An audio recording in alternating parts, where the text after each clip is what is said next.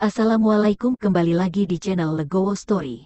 Sebelum lanjut ke videonya, mohon bantuannya untuk subscribe channel ini. Terima kasih. Bab 4430. Sangat konyol. Chen Ping menjadi cemas. Jika dia tidak membiarkan orang ini merebut tubuhnya dan memasuki lautan kesadarannya, dia tidak akan bisa bertahan lagi. Jika Anda datang ke sini 2 kali, hidup Anda akan hilang. Gadis kecil, kamu tidak perlu khawatir. Saat aku mengambil tubuhnya, secara alami aku akan mencarimu. Aku ingin melihat apa hubungan antara kamu dan lelaki tua itu. Setelah pria itu selesai berbicara, dia meraihnya dengan telapak tangannya. Lin Keting merasa tubuhnya tertahan dan dia tidak bisa bergerak sama sekali. Biarpun ada Liontin Giok yang menyelamatkan nyawa, tidak ada cara untuk menggunakannya. Jika kamu mengambil tubuhku, aku tidak akan memberimu kesempatan ini.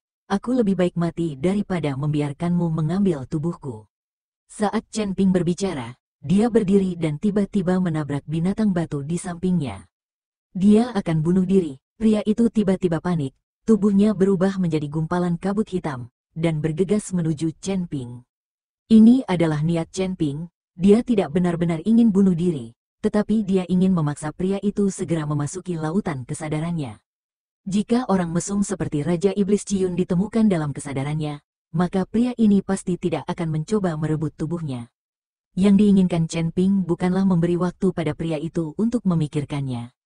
Suara mendesing, kabut hitam langsung memasuki tubuh Chen Ping dan langsung menuju lautan kesadaran Chen Ping. Chen Ping berhenti, dengan senyum bangga di wajahnya. Melihat senyuman Chen Ping, Lin Keting merasakan kulit kepalanya mati rasa. Hahaha, aku akan segera bebas, bebas. Pria yang memasuki lautan kesadaran Chen Ping tertawa terbahak-bahak. Setelah berada di sini selama ribuan tahun, dia menjadi gila. Sekarang setelah merebut tubuhnya, dia bisa pergi dengan bebas. Aku bahkan tidak punya waktu luang, jadi kamu bisa bebas. Suara Raja Iblis Ciyun terdengar. Siapa? Siapa kamu? Pria itu terkejut. Dia tidak menyangka masih ada sisa jiwa di lautan kesadaran Chen Ping. Raja Iblis Ciyun perlahan muncul, lalu memandang pria itu dengan jijik. Anda? Pria itu memandang Raja Iblis Ciyun dan pupil matanya terus membesar. Apakah kamu Raja Iblis? Apakah kamu sudah mengambil tubuh ini? Senior, maafkan aku benar-benar tidak tahu kalau Raja Iblis telah mengambil tubuh ini. Kalau tidak, aku tidak akan berani memberimu 100 keberanian. Junior, pergi sekarang, aku tidak akan pernah berani bertarung dengan senior. Pria itu sangat ketakutan hingga dia berlutut dan berkata kepada Raja Iblis Ciyun sambil gemetaran. Keluar, sekarang setelah kamu masuk, apakah kamu masih bisa pergi? Raja Iblis Ciyun tersenyum dingin. Saya tidak memiliki kemampuan untuk merebut tubuh ini. Saya hanya tinggal sementara di sini. Terus terang, saya hanyalah penyewa, dan dia adalah pemiliknya. Jika suatu saat dia tidak mengizinkanku tinggal di sini, aku khawatir aku akan kehilangan akal sehatku. Kamu hanyalah iblis kecil yang lepas, dan kamu masih ingin merebut tubuh ini. Sungguh konyol. Setelah Raja Iblis Ciyun selesai berbicara, sosoknya tiba-tiba menghilang, dan kemudian cahaya keemasan melonjak di lautan kesadaran Chen Ping. Saya melihat kode emas Daluo memancarkan cahaya keemasan, dan cahaya keemasan membuat pria itu meratap kesakitan. Dia tidak pernah menyangka bahwa sisa jiwa Raja Iblis akan berada di lautan kesadaran biksu tingkat 7 di alam kesengsaraan. Terlebih lagi, saya tidak menyangka bahwa Chen Ping akan memiliki harta karun tertinggi seperti kode emas Luo Agung di lautan pengetahuannya. Pria itu akhirnya menghilang, dan dia masih tidak tahu kenapa. Chen Ping masih tersenyum di sudut mulutnya. Ketika sisa jiwa pria itu benar-benar lenyap, senyuman Chen Ping menjadi lebih cerah. Dia hanyalah sisa jiwa kecil, dan dia masih ingin bertarung dengan dirinya sendiri. Ketika Chen Ping melihat Lin Keting yang ketakutan dan terikat, dia berencana untuk menggodanya. Si cantik kecil, kakakku sudah ribuan tahun tidak mencicipi selera seorang wanita. Biarkan aku bersenang-senang hari ini. Chen Ping berjalan menuju Lin Keting dengan tatapan menyipit. Lin Keting memandang Chen Ping seperti itu, dan dia tahu bahwa Chen Ping pasti telah dibawa pergi. Jangan kemari. Orang jahat. Lin Keting tertahan dan tidak bisa bergerak sama sekali. Dia hanya bisa berteriak sekuat tenaga. Silakan saja berteriak, percuma meski tenggorokanmu patah. Aku ingin kamu merasakan kekuatanku, kata Chen Ping dan bergegas menuju Lin Keting. Bab 4431, beraninya kamu berbohong padaku. Lin Keting menjerit dan hanya bisa menutup matanya tanpa daya, air mata mengalir. Pada saat ini, tiba-tiba terdengar suara mendengung, dan pengekangan Lin Keting tiba-tiba menghilang. Bahkan aula di sekitarnya pun menghilang. Melihat Chen Ping yang bergegas ke arahnya, Lin Keting berbalik dan lari, berkata sambil berlari, "Jika kamu berani menyentuhku, tuanku dan ayahku tidak akan melepaskanmu, mereka akan menyiksamu sampai mati." Setelah mengatakan itu, Lin Keting hendak memecahkan liontin giok penyelamat di tangannya. Jangan lari, aku belum dibawa pergi." Ketika Chen Ping melihat Lin Keting menangis ketakutan, dia buru-buru berkata dengan keras. Lin Keting tertegun sejenak, lalu memandang Chen Ping dengan hati-hati, memegang liontin giok di tangannya, siap menggunakannya kapan saja. "Kamu benar-benar tidak diculik?" Lin Keting bertanya. "Sungguh, sisa jiwa kecil itu masih ingin menangkapku. Idenya terlalu indah. Aku telah menghancurkannya di lautan kesadaran. Tidakkah kamu memperhatikan bahwa pengekang di tubuhmu dan aula utama telah hilang?" Chen Ping berkata cepat. Lin Keting melihat dengan hati-hati dan menemukan bahwa memang seperti ini. Kemudian dia memelototi Chen Ping dan berkata, "Oke, kamu berani berbohong padaku. Jika aku tidak melarikan diri sekarang, apakah kamu akan membunuhku?" Petik 2. Lin Keting merasa malu untuk mengucapkan kata-kata selanjutnya. "Tidak, itu hanya lelucon. Bagaimana aku bisa melakukan hal seperti itu? Apakah aku masih manusia? Tetapi kamu mengatakan bahwa ayahmu dan tuanmu tidak akan melepaskan aku. Lalu siapa ayah dan tuanmu? Dan apa yang dimaksud orang itu dengan Taoisme? Mungkinkah ayahmu adalah seorang pendeta Tao?" Chen Ping ingin mengambil kesempatan ini untuk mengetahui detail Lin Keting. Pendeta Tao juga bisa menikah dan memiliki anak. Tetapi Chen Ping mengetahui bahwa ketika dia berada di kuil Leiming, guru Tao Fuxu dari kuil Leiming memiliki seorang putri. Oleh karena itu, kemungkinan besar ayah Lin Keting adalah seorang penganut Tao yang berpengalaman. "Ayahmu adalah seorang pendeta Tao. Seluruh keluargamu adalah seorang pendeta Tao. Jangan pernah berpikir untuk menanyakan detailnya padaku. Aku tidak akan memberitahumu. Kamu orang jahat, kamu hampir memanfaatkanku sekarang."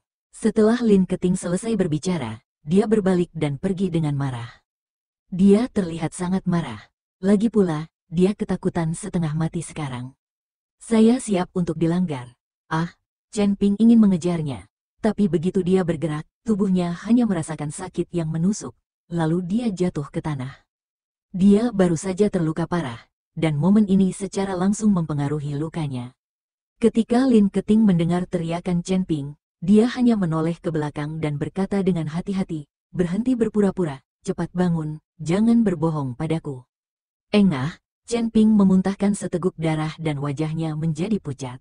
Ketika Lin Keting melihat ini, dia tahu bahwa Chen Ping tidak berpura-pura, jadi dia bergegas dan berkata dengan ekspresi bingung, "Apa kabar?"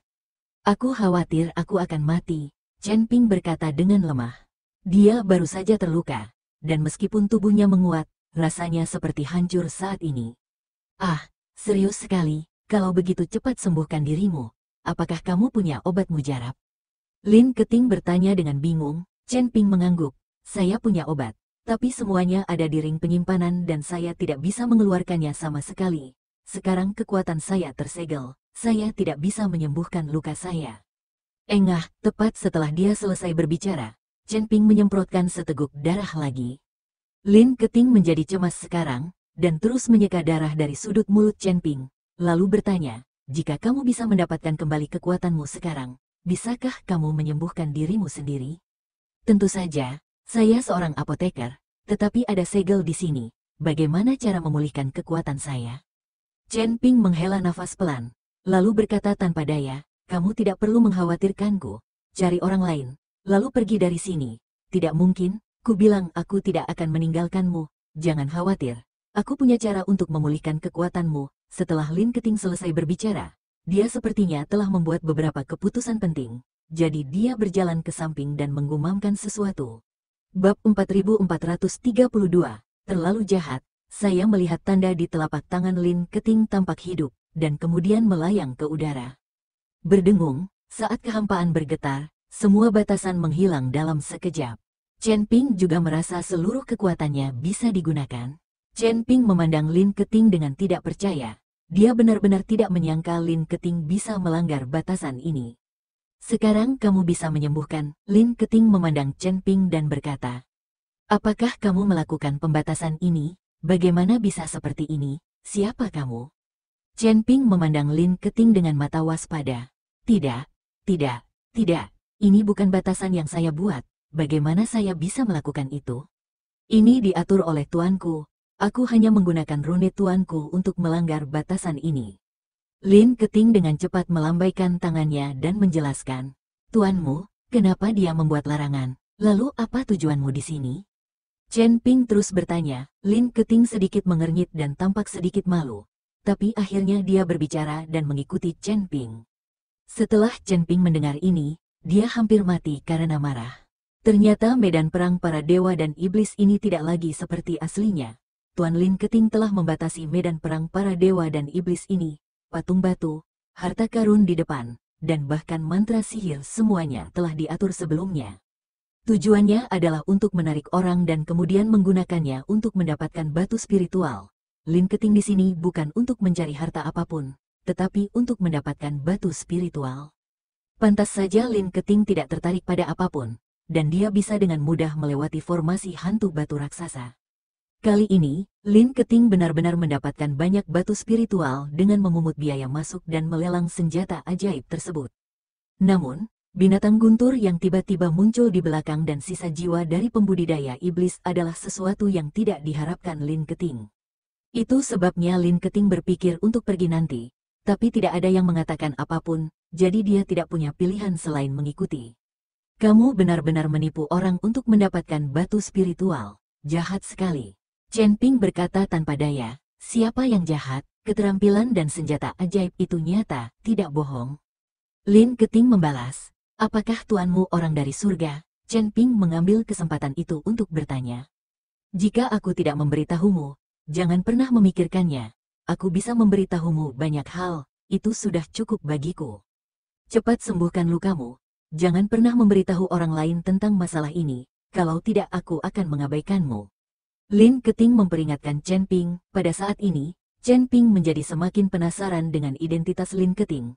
Tetapi karena Lin Keting tidak mengatakan apa-apa, Chen Ping tahu untuk tidak bertanya lebih jauh. Jika tidak, dia akan sangat mengganggunya. Oke, jangan khawatir. Aku tidak akan memberitahumu.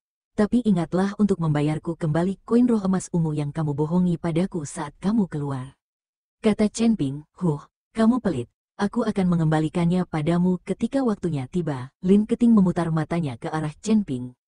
Chen Ping berhenti berbicara, tetapi duduk bersila di samping, mulai menyembuhkan lukanya, dan mengeluarkan beberapa pil dari cincin penyimpanan untuk diminum. Dia juga memberi Lin Keting beberapa pil. Meskipun Lin Keting tidak terluka, dia ketakutan dan membutuhkan pil yang menenangkan. Setelah sekitar 1 jam, cedera Chen Ping hampir sembuh dan kekuatannya pulih, jadi cederanya bukan apa-apa. Lin Keting memandang Chen Ping dengan rasa ingin tahu. Dia juga sangat bingung dan penasaran dengan Chen Ping. Seorang biksu muda yang berada di alam kesengsaraan tingkat ke-7, tetapi dia mampu menggunakan niat pedang, dan tubuh fisiknya sangat kuat. Yang terpenting dia tidak hanya tahu formasinya, dia juga seorang apoteker. Dia hanyalah talenta serba bisa. Cedera serius seperti itu hampir sembuh hanya dalam waktu 1 jam. Ayo pergi, cari orang lain. Sekarang setelah larangan dicabut, mungkin banyak orang yang tertarik. Chen Ping berdiri dan berkata pada Lin Keting. Terima kasih telah menonton video ini. Jika Anda menyukai videonya, silahkan like dan share. Jika ada kritik dan saran, silahkan tuliskan di kolom komentar. Wassalamualaikum.